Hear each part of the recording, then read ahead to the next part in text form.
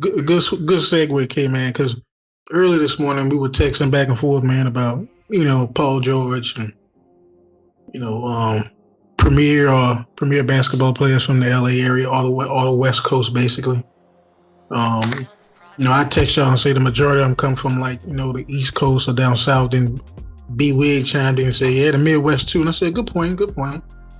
And then we started talking about media markets. And my thing is, and of course, Paul George got that. I don't know what kind of deal that was. He got that extension. When I saw that earlier, man. I had to look. I ain't sent it to y'all because I thought y'all already saw it. When I looked, I said, "Man, what? 5 years was how much was it? 265 or something like that? 255 something?" Yeah, it's up there. I said, "Man, I'm like, is this for real?" So, does it matter if you're from the East Coast down West? Does it matter what kind of market you in, or does it matter of the caliber player you are? Because you were saying that, like you were saying, PG's from LA, Kawhi's from LA, they aren't really that good. But K-Man, you brought up a good point about some of the people from the Oakland area that was pretty decent. But the majority of the players that are stars now come from the other side of the country. Is it because those markets are a little bit bigger or smaller?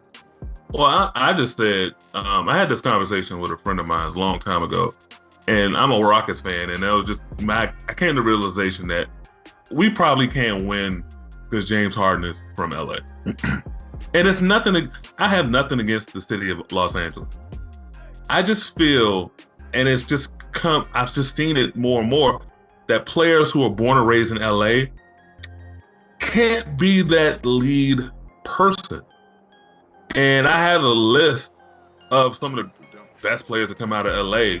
And I'm going to just put off a list. And, Gilbert Arenas, Tyson Chandler, Baron Davis, DeMar DeRozan, Klay Thompson, Paul Westhead, Dennis Johnson, Paul George, Kawhi Leonard, Paul Pierce, James Harden, Westbrook, and Reggie.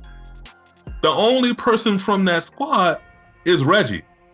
And that's Reggie's thing is mainly, one is the era that he was born into, because he's born into the 80s, and that was a tougher breed. And then two, is in the family he was born into. Because Reggie was a great NBA player, but his sister was better than him.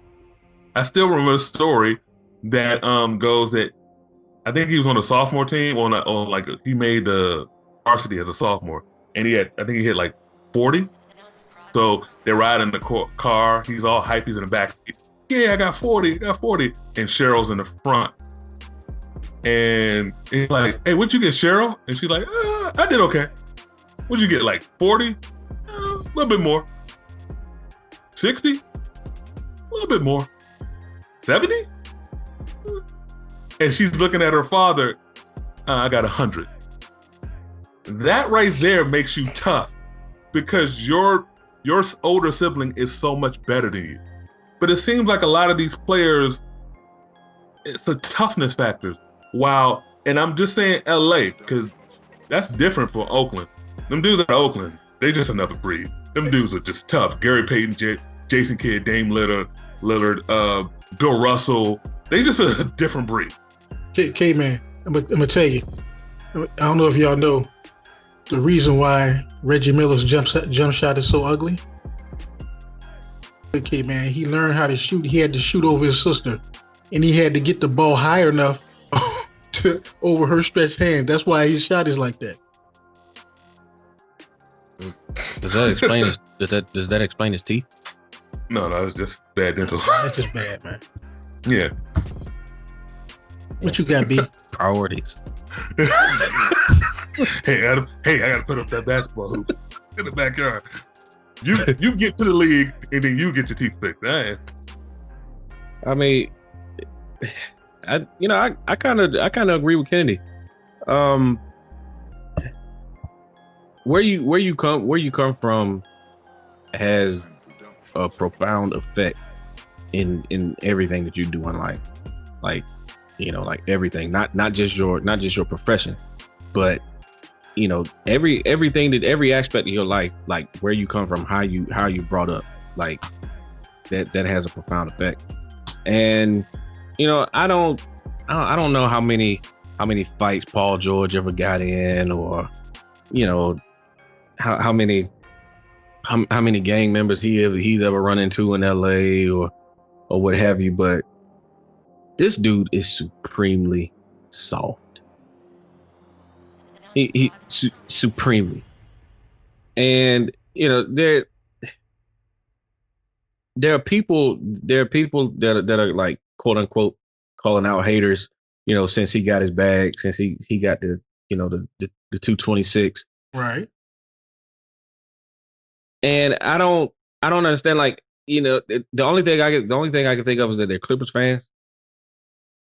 But anybody that has watched this man's body of work, and I'm singling him out because he's the primary reason why we're on this topic. I'm on it because of James Harden. Well, yeah, but James Harden didn't wake up to $190 million extension this morning. Yeah, and